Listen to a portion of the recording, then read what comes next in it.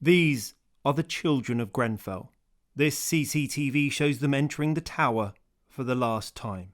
The inquiry heard that their safety as vulnerable residents was not considered, and they suffered disproportionately in the fire. The lack of appropriate precautions is reflected in the deaths, that a quarter of the 67 child residents present on the night died, and 41% of the 37 vulnerable adult residents died. These groups suffered higher death rates than any other on the night.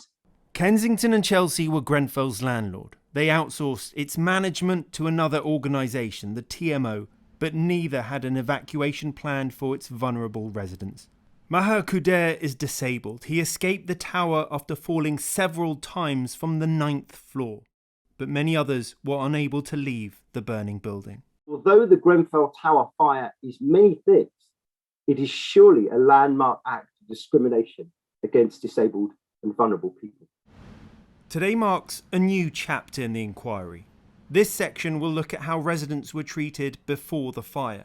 Lawyers for the bereaved and survivors say the council prioritised cost over safety. The inquiry heard that residents who complained were simply brushed aside. They were dismissed as moaning about minor issues. But several people living in the tower were raising genuine fire safety issues years before the tragedy. What the council, the Royal Borough of Kensington, created was a chronic culture of neglect, of that there can be little doubt, of indifference and discrimination.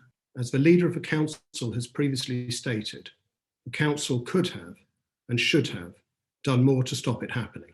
The council apologises for its failings. The TMO acknowledges that the relationship with some residents was sometimes strained and difficult, both before and during the refurbishment. However, so this is not to say that all residents were always at odds with the TMO.